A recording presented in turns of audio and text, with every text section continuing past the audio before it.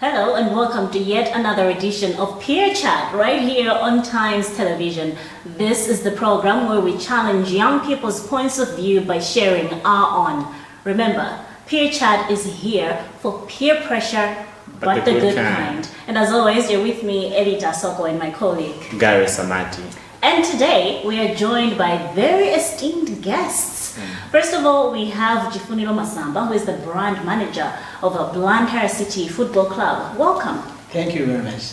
And also, Tindi Wajinyamara, kuchokera ku Nanjoli, mumzinda wa Blantyre. I know kuti mutatu ndinena kuti kuti unanjoli kumene kuzakhala bwanje kwathu. Inu soka kufuna sokufika pano. Fikani. Tuone kuti tipanga zotani. From Nanjoli, Tindi Ispiwe Nzeru, a young person from Nanjoli. Welcome, Spiwe. Thank you. Dear lero tukamba nkhani ya sexual reproductive health rights. Nkhani imene isitinsiya. Chifukwa chakuti zikhala ngati kuti achinyamata panopa ndi lukhala ngati tili tatayilira kwambiri. Tatayilira, and to make matters worse, tukhala ngati kuti zinthu zimene zingatithandiza kuti mwina kapena tikhale botetezeka mu nthawi imeneyi sizikhala ngati tikuzitha kuzifikira kwenikweni. Wigathaija tinacheza kwambiri ndi akuluakulu ku Nanjoli Youth Organization amene amagwira ntchito zopereka tingati njira zimene zozitetezera kwa achinyamata, zozitetezera makamaka pa nkhani zogonana chichereti mwachidule, sexual reproductive health rights, rather health services. Nanjoli Youth Organization ali ndi chipatala chimene chimathandizira pa ntchito zimene zopereka thandizo lotereri kwa achinyamata. Ndeti makamba kuti koma pali chipatala ngati chimenechi, koma madera ambiri mulibe mathandizo ngati amenewa. Komanso lero I think kwakukulu tikufuna tione kuti ntchito ngati za Nanjoli Youth Organization zikuthandiza bwanji achinyamata. Ndapanga summarize bwinobwino. Ina summary imeneyo.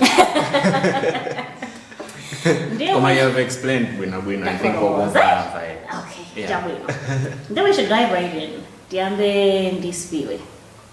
I know kuti umakhala ku Nanjoli kuniwenete and we gata simuzanga tunatsatira program yathu sabatata. Koma timacheza ndi achina Matthews Katete kuchokera ku Nanjoli Youth Organization amene amatifotokozera za ntchito zimene amagwira. One of which ndi nkhani zimene zizi zopereka kwa achinyamata ma services amene pachingereza amati sexual reproductive health services zimene mwachidule kwa achinyamata kuti timve ndi ma contraceptive methods, family planning methods amatero komano pa achinyamata timatenanga pali family ndi mwina contraceptive amene amazakhala pomveka iweyo ukayang'ana ntchito ngati zimene zizi kuona kuti zikupindulira bwanji achinyamata utha kufotokoza iwe from your perspective kutengera kuti iweyo ndiwe wachinyamata ntchito ngati zimene zikuthandiza bwanji? Ntchito ngati zimene zikuthandiza kwambiri kwa achinyamata tinene maga kuti atsikana. Atsikana ena amapezeka zikuti ngati akuyuza ma contraceptive methods acheri akumapezeka zikuti skulu yawo akumamalizabe akumakhala ngati amalizabe anayo patsogolo. Amene poyamba asanayambe kugawa ngati njira zimenezi kwa achitsikana. Atsikana amangotenga mimba zosakonzekera komanso ali achichepere zimene zimapangisa zokuti ana ambiri azisiya skulu panjira. I think I'm going to summarize straight to the point. Imene summary. And Jibwele Notsopano to you, Jifuniro. Yes. Blantyre City Football Club. Yes. It's a football club. Yes. It's a football club. It's a football club. But now I know what as Blantyre City Football Club, you're now working in partnership with the Nanjoli Youth Organization. So what is it football? The Nchiros Mena Magira Nanjoli Youth Organization. The two Menezi, Zugwizana Wambiri. So there is this famous quote by Cavano, Italo Cavano. He says, "You delight in what your city gives you, not in 7 wonders or 70 wonders." It's not about the buildings, it's not about what, it's about what the city provides to their people. And we are Blantyre City Football Club. We should be agents of change. We should try to give as many answers as possible. That is why The first step was partnering with Natural Youth Organization to want to go to Achinyamata tathandiza bwanji, because even here in the city, youths make up almost 70% of the total percentage. That's so. Total I never really population. considered that. Yeah. So reaching out to the youth, we are giving them answers. We will try. It's going to be a bumpy road, but we'll get there. Yeah. How do you think, I should say, how important is it for Antogudimulimu entertainment industry? Yeah. Because I assume football is about entertainment. Yeah. How important is it for Antogudimulimu entertainment industry? Could you know, as it now more projects in Gatamino, Ubanga partner ndi ma organizations or Siana? So, Gaziziriza entertainment, you know, and how many football or and musicians, they are influential figures. So whatever they do, whatever they say, people are going to believe them. They have fans, for God's sake. Yeah. So, even in-house, okay, contraceptives. Right? You can do my awareness, but then if you involve an influential figure, advertising or something, okay, I did this. And they think, okay, I mean, if he's doing it, why not us? Yeah. So, to even my influential figures, my artists and my players to be involved in things like this. All my players are also in the hand. Now also they will need such services. So, actually, Mafunano is the brand manager, Yeah. a person who's basically managing brand, Yeah. Are you also looking at the players? Because this I'm celebrities, eh? Exactly. And once you're a celebrity, you know, you have attention. Sometimes they might be reckless and stuff like that. My players, through the partnership with Natural Youth Organization, we are looking forward to having like internal conferences, like one-to-one counseling with my players at But you know what? Of course, in my player, like if you really want to stay in shape, healthy, now that is sexually oriented, fitness game, this is the things you should follow. And I think it's very important. It's not, the problem is, and we just look at my players' background. If we don't do that, we don't want that. We want to really be an umbrella body, we know everything, like their needs, everything they need to know. Kayazama counseling, they are getting them in-house. Because we are showing those guys, they spend most of the time with our club. Where are they going to get the information? That's some interesting points indeed. Yeah. And Spirit, Wamba photo was a Zampira, kuti mene ungathandizire mwina kapena tingaterete kuti achinyamata akhale ndi mwayi wodziteteza chifukwa anthu osewera mpira amene tikukamba apapawa ndokuti ndi achinyamatanso ambiri mwayiwete and nawonso ali ndi miyoyo. I know kuti mwina kapena sungapangiwiretu kwambiri fori ndi mpira wake wa miyendo komano tingoyang'ana mwina ngati sports generally umayenda ndi njira ina yake imene ingakhale ngati ingapereke kuthandizo kwa achinyamata kukhala odziteteza. And as you say, unafotokoza kuti mwina ngati access to ma sexual reproductive health services kuthandiza achitsikana kumakhala ndi mwayi wotatha kumalizitsa maphunziro awo. Mpira, sports, ikuperekaponso thandizo lililonse in that sense? Sports imathandiziraso kwambiri achinyamata kuti akhale ndi tsogolo labwino. Chifonena zokuti anthu ena amachita manyazi kukatenga ngati kuti njira zolerera zidza pauka. Nde akalowa ngati m'magulu kuti kaya zampirazi kaya ngati mayufi mwina mamizi muja amakhala ndi mwayi kuti azithokhala masuka ndi anzawo kumauzana nzeru zoti zathandize pamoyo wawo. Pamene ukakhala zoti uli pawekha sunalowe m'magulu azinzako umamangika kuti uyankhule komanso kumene ungakapeze thandizo loyenerera moyo ngati we kuti wachinyamata. Nde kukhalanso m'magulu azinzathu ngati ma youth club kaya ma sports club zimathandiziraso kuti tipeze upangiri woyenerera, tipeze njira zoyenerera zozitetezera kumoyo wathu. Where are you a member of any kind of youth club or sports club? Yes. Yeah. Okay. Sports, the sports youth club. That's a youth club. Youth club, yeah. It's set up by a mental youth organization. Yeah. Nigeria Youth Organization and the Master Arts Youth Club. Okay, mabanga zotani. Timabanga madrama. Ku Master Arts timabanga madrama. Pamene ku nayo imene Nigeria Youth Organization. Yes. Timapuzisana ku ngati ma sports yo. Timapuzisana so kutenga njira zoliliazi. Yes. Yakuti moyo wa chinyamata uzikhala kupita beva songolo. Timapuzisana so kaya za ku school kuja kuti tikaweruka. Kuti taweruka ku school alesa zimupuzisa zake zimene waphunzira ngati kuti kukumbutsana. Yeah. That's something rare. Ndikuganiza kuti is this something zomwe zimachitika in all communities, in all our communities? In Eo Kwatu, and I've been in, I've stayed in a number of communities, Yeah. and I've never experienced that. Never.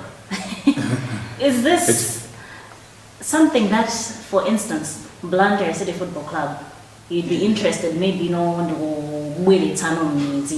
that. Chifukwa papa ndikuona kuti inde tukambazana njoli koma kuli ma communities ambiri within Blantyre yoka. Yes. My plan opanga expand yalipo.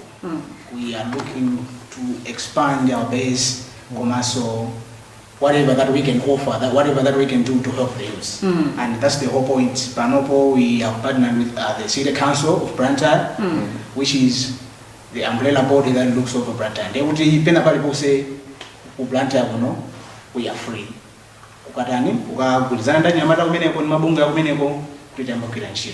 Just for a start, we started with the Nigeria Youth Organization. It is a known fact, my youths, they do engage in some hazardous behaviors, social activity. I go to school, for instance, for the pandemic, the schools were closed as done. So we feel that Blantyre City FC, we thought it was okay. We can bring tomorrow, bonanzas, football clinics. In between those holidays, when I go to school, as done body, as the social activity, as a kind of not only even we will be there inspecting commercial scouting talent. Actually, what we are doing is we want to embrace my talent from unlikely places, which is my rural areas. That's the whole point of having football clinics, partnering with NIO, and my remote areas. Just recently, we want to enroll coach training. We want to start training the coaches. I'm going to give them upangiri. They will earn a FMT coaching license. Yeah. When we go up ground, in my clinics, in my bonanzas, at least they know what football is all about. Commercial Muntuja, American police will be able to bring out the very best. Yeah. But the idea is, let's give them social activity, and also if they want to put talent we can work with, let's give them platform. Yeah. Because not everyone is going to end up with an office job. No, Exactly. definitely not. Yeah. Football, if embraced, it's going to pay bills. And that is what we are projecting at. Okay. Sure. That I feel like it's something that's very rare. When upange task let's say you're getting a football player, abange join your team. Yeah? Yes. In most situations, that person would just like from the coach or whoever or guy nyaga club or ambila azingobanga zampila as long as mpila ukuteka basi it's working. Komano my issues ngati zama access to sexual health services nedukambazi zimakhala important. Komano most people don't get to think about that even in our communities. Kwabaza kuti ajinyamata ambili tukucheza tukungokamba. But like we're just living without even knowing, like without even the knowledge of my sexual health services, which I feel like it's something Malawi we need to learn. Like we need to learn and know access to sexual health services. And I feel like about it, knowledge of sexual reproductive health services is to be fair, I would say it's growing, because of the efforts that are But now I'm thinking the need for these services is growing so much at a time. Correct me if I'm wrong. But I feel like City mapanga spending time together physically kwambiri as opposed to my social network social networks, and yet tukhala ngati nokuti ndi pamene zokhala ngati this need for these services so pano ikhala ngati kukulira. What's that about? Zokhala bwanji khala ngati physical contact inakhala ngati kuti inachekerapo kale I'm pretty sure kuti kunali ma club tinatake even in my school chani ndi zoterozo you'd see kuti anthu amapanga gather or even kukasewera kids of these days don't really spend a lot of time kumasewera umapeza kuti ambiri ali pa phone kamuna even pa computer osewera ma game zoterozo komano yet ndi pamene khala ngati problem uno yoti mwina sexual unruliness ikhala ngati ndekuchuluka kobasi zikhala bwanji. In the way I see it, social media inabeleza what can I say? Like inabeleza a revolution where you can talk to anyone. Utojeza ndi winali from anywhere or even mtoda lutali. Yes. Pamene in normal cases you'd have to let's say mwina ulindi kama hobu kenda kage kodi amakala like city like this like amakala utali ngoje. Or what do you need to get a bus and all that? Ndo yambe kucheza naye chani kuti no mwina nthawi nake kuti mwina uzagwire. It takes a while. But the power of social media gives you, let's say, a week. All you need to do is give that person attention daily. Umangobanga text daily. Good morning. Good morning. What are you having for lunch? So it's, of course, social media. It's putting us it's like a distance. Kuti antambili makabize pa phone. But then that also means kuti we are busy on the phone talking to someone. Then in the end, ikamata week you meet that person. You've known each other forever. Yeah, you've known each other forever. Komano you only met on social media. So komene you end up having unprotected sex, and that's how I feel like the problem then gets to like despite the power of social media. Because even introverts have joined the party, Exactly. Kale ndio for you to approach someone and muna demand hajanjani. Komano phone ni demanya. Komano phone ni. Phone go out. I think anyhow, you're watching Peer Chat. I think so we should explore this further. Tuone kuti this digital era ikanga kuti pena pake ikanga digital so in some sense. We'll be right back. Welcome back to Peer Chat. Remember, lelo tukamba Nkhani za sexual reproductive health services. Kuti ajinyamata, we need to know that we can have access to these services, Nkhani contraceptives in simple terms. Now we want to dive deep into the issue of Nkhani mafoni, how are they affecting young people? Zikuti so waneza modani. Before the break, we were talking about the power of social media. Yeah, the social media which is making us social media it's also affecting us because it's like through social media. Then it becomes easier for and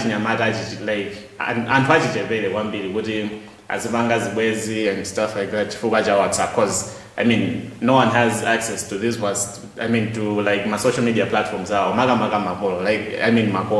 like let's say on Twitter they tweet reckless things Kwambili because they know what makolo at least makolo alipa Facebook and stuff like that. When it comes to social media platform Twitter so young people just get to say whatever they want to say and they meet whoever. Even WhatsApp, through the settings. Only share with. Yeah. So how is the digital era affecting young people in this sense? I don't know who wants to go first. Go on. Okay. Like my Twitter or WhatsApp, ikumabanga affecting my youth.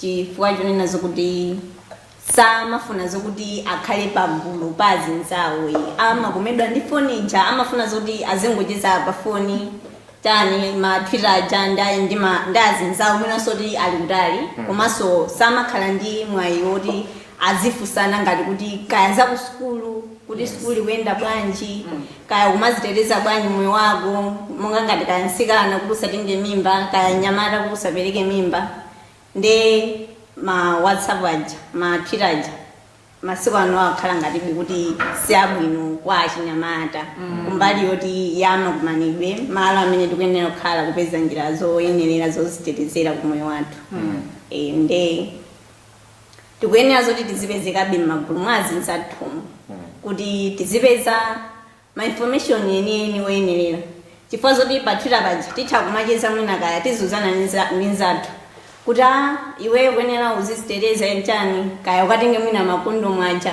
kuti uziyuzira kaya kumuza nsikano kumuza nyamata atha kungovomera chifukwa zoti ndi pafoni kuvomera zoti ndipita ndikatenga nchani komanso sakuziwa zoti iye akatenga kuti kuziva ndizozo wangokuvomera sangakufunsenso chifukwa chani wakomedwa pamene pajapo kucheza ndi zinthu zokuti mwina sizimuthandizaso siza skuluso basi achizocheza za chinyamata zina zake nde basi zikuononga moyo wa chinyamata Kwagwanji point yabwino kwambiri nkhani yakuti ngatapapo mukuuzana virtual kuti mukuuzana kaya say pa Twitter kuti komatu uyenera kuti uziteteze ete mulo kuti you're together kaya muli say kaya in a club kaya it's a drama club imene Spiwen ali part of it kaya ndi club yokhudza za mpira you actually know kuti munthu idu amvera because you actually see them as a color busy in these minutes also like drama za kaya football whereas pa WhatsApp pa Twitter muyankhana kaya sazoona akadela kapita offline do you know what kapita basi zisadziwika right yeah and munthu makhala ndi ka sense of security kacha kuti basi tavomerezana wewe definitely ma tweet tijakaya kuti makangalo akatenga kaleso kumayankhana pamene pajapo zinthu zoti ukungoyankha because ndi pagulu leti komano sikuti ndi zinthu zokuti you actually believe them so I think akupanga raise point yabwino kwambiri yeah I don't know, before I jump in, I think that's something. I think social media, this digital era, I mean, it's a blessing and a case in one container. Okay. That's the perfect way. Blessing and a case in one container. Yeah. It has made a lot of things easier, even disseminating information easier. You know, you can talk to people, a lot of people at once individually. Of course, sharing physical contact, sharing in the hand, right? It's like there is tone attached. My text, you can just read it. You know, my text in Demaga, they are easily misunderstood. When they meet well, winner is serious, you are still wearing a disaster, they're just laughing, you think they are jokes. You think they are jokes, when it's even hands are serious. If used properly, social media is really powerful, you know, it helps in that one. That's where the power of converting the converting. We know everyone is using social media, but I say, when I say I'm this social media account, and Twitter account, maybe Facebook account, and family. So, like, if you really want to get to the youth, they are already converted. So, you just need to convert the converted. Okay. Okay, they're already converted. To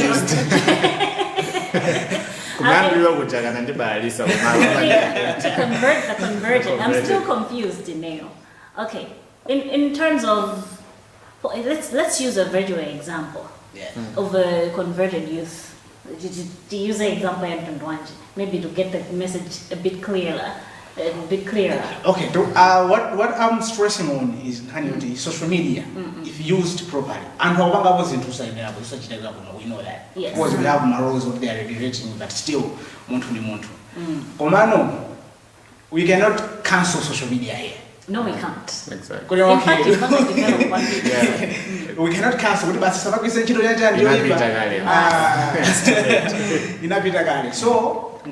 organizations, we really want to change.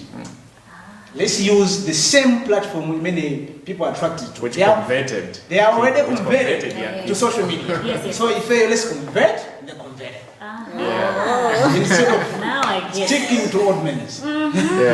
Interesting. Sure. So I think pretty much it did tell us what we're trying to do right now. I mean, Exactly. Even social media, it's exposed young people to makhalidwe osadziwika bwino, or even the internet generally, also social media chabe, the internet, or other forms of media, ngati ma television, ngati tuone media so yakwangaso contribute so to how achinyamata akupangira behave masiku ano and all that. But we are basically using the same platform to now preach a different message. Exactly. So we are converting the converters. Exactly. I like that. I think even Blantyre Football Club is doing the same thing. Okay. Using entertainment to convert the converted. People already love football. Yes. Okay, they like it or not, they are going to be there to watch football. How about just bring some banners, some tissues, slot someone to speak in between, like what they do with Super Bowl. You convert, they convert. Exactly. I think that's very powerful because you need to look at which is social media these days. And as you said, social media is a gift and a curse in one. Yeah. Per platform, someone might disseminate information in your phone, but it's also being used for other things. If you if more and more organizations used social media for things like that, I think it would work. I was also thinking of I don't know how you guys say it. I think it would also be because most people, if let's say there's a topic in my social media, most people will want to talk about silly things. Like they'll listen to you if it's something silly. Like on a video guy, let's say by Facebook page, by the video or by Twitter, I'm on some views. If it's a serious video, it might even have my views to give on me. But my kind of drama it can use her big. Even it goes with approach now. Even positioning. How do you position your messaging? Because okay, but social media, nobody wants to listen to serious things. What? Even that's how they market stuff with. Like they name it Chintuchina. They open, you end up seeing it different. That's how they do in big companies, their ads. You know, like you think, okay, I'm gonna get entertained here. You open, there is an ad.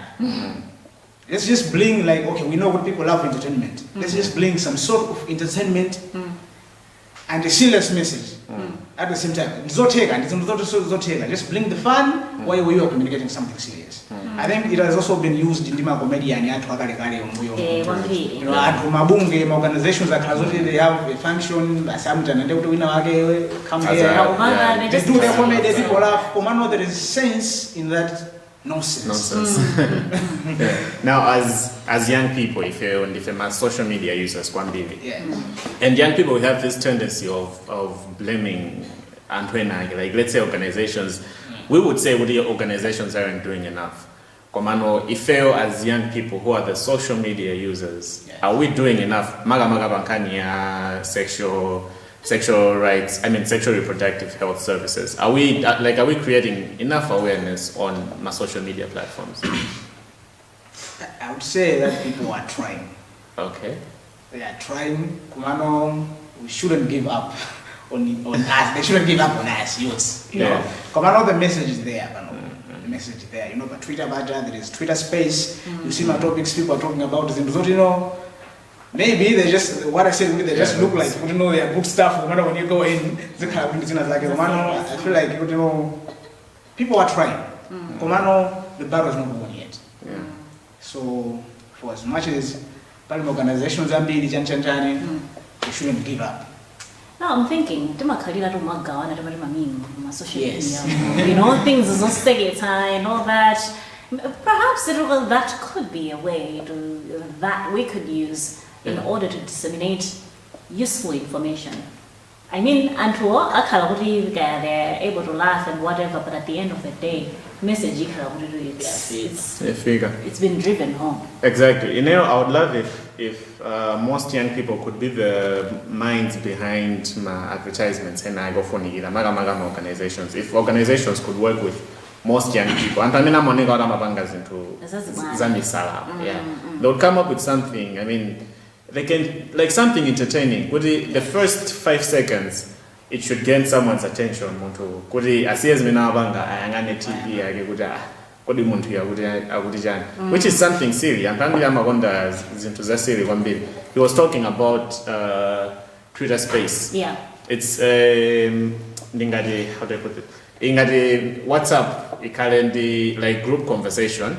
Yeah, video. I mean, not video call, but my audio call. They like mukale panpambili. Yeah. So young people are using that platform. Kuti azikamba nkhani zosiyana siyana. Yeah. I used to hate it at first. Fanya kuti nkhambili amakonda kamba za sex. At first. I remember you talking highly about it though. You used to hate it. Okay. I just had a negative. I just had a negative perspective about always talking about zintuza sex. Okay. And then I realized these guys agumabwelesa like a silly topic. Komano, if you listen bwino agumagambiana zintuza nzeru, which I feel like it's how young people need to talk. I mean, it's basically what young people need to do for the message to be spread across. Interesting indeed. You're watching a peer chat right here on Times Television. Ambaro Nkhani zimene zikukhudzani inuyo achinyamata zoti khudza ifeyo achinyamata nsazitulutse mu mgulu. Koma nkhani yakulu ndi imeneyo kuti kodi tigwiritse ntchito bwanji zipangizo zimene tili nazo pafupi. For instance, social media, mafoni athu amene tili nawowa kupereka information yoyenera kwa achinyamata anzathu komanso ifeyo amene kufikira information imene ingatithandize miyoyo yathu apa tikamba za sexual reproductive health rights kuti kodi magajeti amene wakutithandiza kapena zikukhala motani tipitiriza kamba za nkhani posachedwa. Tabweranso mu gawo lotsiriza la program imene ya peer chat pano pa Times TV tikukambatu za access to sexual reproductive health services kapena kuti njira zimene achinyamata angazitetezere pa nkhani imene imakomaka yogonana because ndi khalidwe imene khala twachiluka kwambiri pakati pa achinyamata masiku ano nditokambasa kuti ngati achinyamata akukanika kuletsedwa zimenezi at least ito aziteteze sichoncho ndi nkhani yake tikukambirana pano nditakhala tikuona kuti kodi nkhani zokhudza ma services ngati amene wawa achinyamata akutha kuzifikira nanga ndi chani chomwe chikuletsera achinyamata asamathe kufikira ma services ngati amene wawa. Tifikire gawo lotsiriza spiwe utifotokozere nokoyamba. I think kuti iwe experience yako yakhala yotani pa nkhani ya kupeza njira ngati zimenezi zozitetezera. Okay. Poyamba tinali ndatsikana ochuluka like mu youth club yathu. Yeah. Atsikana ochuluka amene timauzana nawo mwina zotenga njira zozitetezera pogonana. Yes. Ndi nkhani zija zimene timanena kuti kumakambirana nkhani ndi kumavumeleza ngati kuti ukachita koma usachita. Timapezeka zokuti mwina tikugawa kaya makondo mwaja. Yes. Ambirimbiri anthu kumatenga pafupifupi naliyesa amene abwera ku youth club. Okay. Zosalira zake amapezeka zokuti mwina makondo mwaja sakugwiritsa ntchito. Then asikana ambirimbiri ndo mapezeka zoti atenga mimba. Nkumati kuti ndi makondo mwaja. Nkumati kuti makondo mwaja nkuti tinaperekaja agwirano ntchito yanji. Kapena mwina amakagawa kwa azinzawo osona ngapoti akupezeka zoti atenga mimba anyamata inaso mwina aperekaso mimba kumene ndekuti zimene jamango zitenga ngati kuti ndikukango ziunjika kuzikhazika osazigwiritsa ntchito mwina kapenanso kango zidaya kumene zimene amaona ngati kuti mwina zimakhala ngati kuti kumpusisa munthu uja pamene ukuzipusisa iwe wekha. Kuli bwino kunena chinthu kuti chinthu ichi ndisachitenge sindikatha kuchigwiritsa ntchito munthu uze njira ina. Nde zimene zizapangisa kuti asikana amene amaziyuza zinthu zija zawapindulirapo kuti mpaka napanopa sanathe kutenga mimba kuti apitabe ku sukulu. Koma ena abe amene anakhala ngati kuti samazigwiritsa ntchito anatayirira pomaona ngati kuti atazigwiritsa ntchito kwambiri mwina zanguti wano mmagazi anopa nchani kuti pabeso mwina imene chingatani chingachitike. Amene aja amene anatenga mimba aja panopa titonena zokuti ena mwayiwo tinatha kuwafikirapo kuti abwerere ku sukulu. Ndikuti atha kupitiriza kugwiritsa ntchito njira zakulera zija pamene akupitiriza kusamalabe mwana kwekhomo komanso azithaso kupita ku sukulu kuti mwina tsogolo lawo lithe kukhala lotani lowalabe. Anthu ena panopa nditonena zokuti pala asikana ena ake amene anaberekapo ana kumalera wafikira anapezeka zokuti anavomereza zobwerera ku school panopa ena ndizokuti zipatso zikuonekabe kuti anamvera zimene anenera kumverazo ndipo tsogolo likuonekabe tsogolo likuoneka ndipo ena panopa abwerera pompano ku school. I'm interested in knowing kuti my youth club. I think I asked this question also wiki yatha mmene timacheza ndachi na Matthews. Makamba zokuti makolo amaona bwanji ma youth club amene kumadzoza kuti achinyamata athu kaya ana athu akukakhala in this youth club kumene azikauzidwa nkhani ngati zikapatsidwa sei ngati makondom kuti muziziteteza. Experience kapena yako iwe ngakhale yotani iweyo makolo ako amaziona bwanji zimene zizi. Okay, kwambiri ifeyo like mayufe timayenera kuti tizikhala umasukirana ndi makolo athu chifukwa ziliko kuti ine nakayamba youth club mwina wina alese kwathu sakuziwa olwayi ndinasanzika zokuti ndinakayamba youth club koma mwina sindimaziwa kuti ku youth club kujanduka tani and pamakhala ma bad information ena amene amachokera kwa anthu kuti mwana wanu mamulola zoti apite ku youth club kuja kume utatu amaphunzitsana zogonana amaphunzitsana yani ndekuti kume kuja makolo aine okumva amva musemphana chimene anamveyo njoti akuphunzitsana anaja zogonana safufuza kuti chimechitika ndi chani nde ineyo ngati ndikufuna ndikayambe youth club ndikuyenera zoti ndifufuze zokuti mu youth club amapangamo chani ndiphindu lake ndilotani ndekuti ine ndikamakalowa mu youth club muja ndiye nina ndauze makolo anga ndafufuza ine yonse chabwino ndichoipa chomwe chimene chimatani chimayitika mu youth muja kuti zili ndiwo kuthekera kuti andilole kapena andikaneze kuli mbali zina kuti andiunikira kuti ngati kuipa kwake kuli kotere ndekuti mali zase azakhala so oyipa kapena ngati ubwino wake uli otere nde iweyo ukangochita chabwinocho choyipacho katani ukachisiye eti kuti tikapita ma youth club muja tizikakhala sokuti omasuka ndi anzati nde pamene tikukalowa ma youth club tikuyenera zokuti taziwise maparents athu maguardian athu amene tikukhala nawo unyonga taziwise bwinobwino kuti akamationa kuti tikupita ku youth club aziziwa zokuti mwana wanga akapanga chakuti sizoti abwerako ndizosatira zotani ndekuti amepopo ngatiwo achimvetsesa walongosera bwinobwino ndekuti wina akatakhazi kuti kaya aneba abwera zawo zoti mwana wanu kuti akayamba ku youth club kunayo chanchani akumaphunzitsana zogonana ndipo bwera amabwera ndi zimakondomo tuzambirimbiri makolo kumva athangona zoti useless ndikuziwa kale ananimuza koma ati nangonyamuka umene kucha basi ine ndiye ndikalowa youth kunayo iyi kumene kuchatu ndiye kumangolandiratu chani makondomo acho mangokaonjikati amati pasayina Matthews kunayo makondomo akuti muzitani nawo muzipangano chani zimene zimapangisa zoti makolo akhali ndi tima information tinatake tongoganiza tinatake tolakwika ndiye tikamakalowa ma youth muja tizi aunikira makolo tiziwasanzika kwalongosera bwinobwino ifeyo sainyake ife tikamakalowa ku youth kuja tizikhala tafufuza kale ma information okwanira kuti tizizwa imene kukachita ku youth kuja osati kungonyamuka kuti chifukwa zoti nzanga wakalowa ndiye basi neso ndikukalowa ndiye mmangopezeka zoti mmacheza kayasikana folo nosenu wina mwezi uno mimba wina mwezi inawo ndiye kuti mmaonikirana zolakwika umangopita akusakuzwa chokachita ndo kamafika pamalo uziziwa kuti pamalo pandukapanga chakuti chakuti. Interesting. And I'm interested more in what you said pankani yokuti achinyamata mandila makondo koma mimba I mean, it might sound like an obvious question, like a question that has an obvious answer, but I think it's something that we need to talk about. Ndijani when you go in achinyamata, like why do we hate condoms so much? Because zimajitika even in colleges. I mean, andama bega ma condom komano you they're still getting pregnant. And there's this question that achinyamata timaonda kufusana kuti between pregnancy and HIV muntu maubajani. You'd be surprised kumva kuti achinyamata ambiri it's pregnancy. Faja kuti pregnancy maonengera. Responsibility kumaso imaonengere kuti like mimba ajani. Yeah, I feel like that's also something that we need to look at. When we are 20, I mean, first of all, another was abstain. Tinagana. I define any condom me. Ngadubanga abstain zukuvutani. Tukuiga naso. Be faithful. Oh yeah, be faithful, be faithful. Kugani gapi?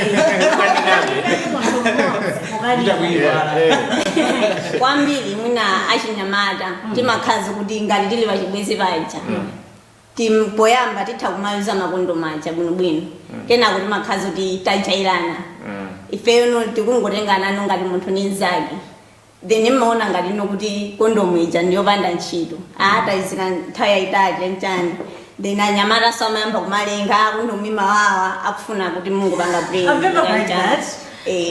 akundo Mibawa makuti nde nthawi zambiri atsikana timaona ngati tilibe kuthekera kokana kuti sindifuna tipange brain sex Menejo. timaona ngati kuti sinanga makolo akale amatinamize kumaninazo kuti timatengera maoninazo kuti mutu wa banja ni mamuna nde pano tikapanga chibwezi chija tikumangozimba ngati kuti talo akali mbanja nde tikumafuna zoti mamuna uja azingotilamulira alero tiyuze kondomu basi iwe kuvomera alero tisayuze kondomu iwe kuvomera chifukwa chani zibwenzi tithoni nazo limwina so zikusowe mbali na zikusowa nde mwapezeka zoti chibwezi uyu ndikamukanira kuyuza kondomu akandikangumukanira andiuza zoti chibwezi chacha nde chibwezi chinakuti nzachipezi ndikachipeza kuti mapitachi omapezeka zoti nditha kuvomera chibwezi chitha ndikapezana ndiwina kuti ayi ndi chibwezi kale tizikatrashana umene chako sikagwera basi ine ndingolola chani ndingolola brain pamene paja zachitika malizasi ake ndi chani ndi mimba Zikatera tsogolo salathera. tsogolo salathera batikathira mmene paja. I think so it's just a matter of ngati minolera kuti anyamata see they are the end users of the condoms. End users. It's just a matter of taking responsibility. Yeah. Kungoziwa chimene munthu uli because like izozo za relationships zilapo chanchani komanso ifeyo ngati brand series we believe that there is future. Na seriously munthu chile chimene ukuchita munthu should be future oriented. Yes. Okay. Having plain sex chanchani zina consequences yake amene they might be hazardous so you might not live up to your full potential coming up to your full lifespan. Yeah. So I mean that's dangerous. I shouldn't. So I think it's just a matter of teaching the youth, having the message out there to take responsibility, to know that they are destined for great things, not just short-lived happiness. And I think if you do that, it's just mindset change. Yeah. They will really focus, no, I shouldn't settle for this, there is that waiting for me. Master, I feel like it's also why. Yeah. A good conclusion, the one on that. What is Zogomazil so called? Yeah. Chipokanga diso ntawi yata and bamene bazokanga diso Nkhani ikukoma tokupita kumapeto. Ka 5 minutes komaliza amene tingopanga no wrap up. Let's talk about tsogolo tsopano. I mean nkhani izo ndi izozo. Tokamba zokuti achinyamata tokhanga ti sitikufuna kumayuza ma methods amene atibweretsera before us. I think Gary anapanga raise mfundo yapo yokamba zokuti khanga achinyamata kumaopa mimba kuposa matenda. Eje? Nkhani izozo zomwe I think the most effective way yopangira avoid zonse ndi ukitsa ntchito makondom. But you find kuti achinyamata ambiri are shunning away from that. Nkhani pamufuna pazibweredwa plain bas. So what can we do now? Tingachite chani? Chilipo chomwe tingachite chomwe ena yesera ambiri mbira yesera. Ife chilipo china chanzero chomwe tingabweretsepo. You wanna go first? Yeah, I think let's keep the youth busy first of all. Like the relationship should be the last thing that they think. Kodiru panopo anthu okay. Zamala mzoboma, right? Fine. Mutuma salala abutelo. Komano, it should be the last thing, right? To think about it. Ukakharazoti muntu you are focused on particular thing. Yeah. Let's keep focusing to build who we are. Yeah. We have careers to build. Education to attend to build. Now, when a relationship is a distraction, They cannot do without it. Okay, if you cannot do without a relationship, use protection. And we should get the message out there. We should appears about the consequences. I think I watched some of the we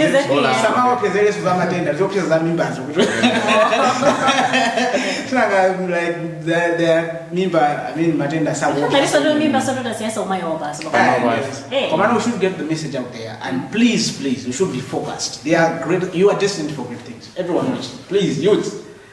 You have a lot to achieve. You have a lot to achieve. There is a lot waiting for you. We are destined for great things. Please, take your time, view yourself, build your careers, build your wealth, network. There is you get there.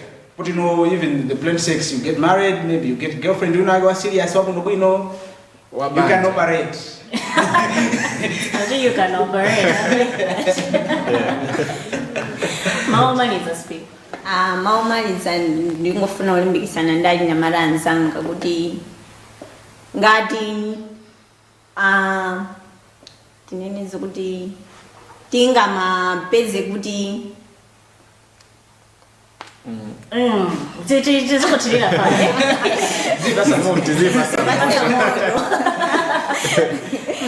okay ngati tapeza good services amene azaumoyowa achinyamata tikuyenera nazo kuti tizatsatira tisamayang'ane pamene tili koma tiziyang'ana patsogolo kuti tsogolo lathu lizakhale lotani chifukwa tikamayang'ana pafupi ndiye kuti tizipanga chapafupi pomwepo tiziona ngati kuti tafika koma ife tizizimva zokuti sitinafike kusogolo kukuli zina zake zazikulu zimene zotidikirira ife so kupanga sex brain chani zitha kungoti onongera moyo wathu tsogolo lathu lelolo pasogolo tizavutika moyo wathu onse ndiye titha kumazitereza panopa kumazisunga ngati sitingathe kuyuza makondomu aja basi being faithful to basi kumangokhala chani osayuza njira ineyi yonse kaya usapanga zibwezi zija kumaziwa zokuti nsogolo mu nthawi yanga ikutani ikundidikirira ndizapanga zibwezi nsogolo ndizizapanga bwinobwino bwino chanchani zowawa zija usamamvaso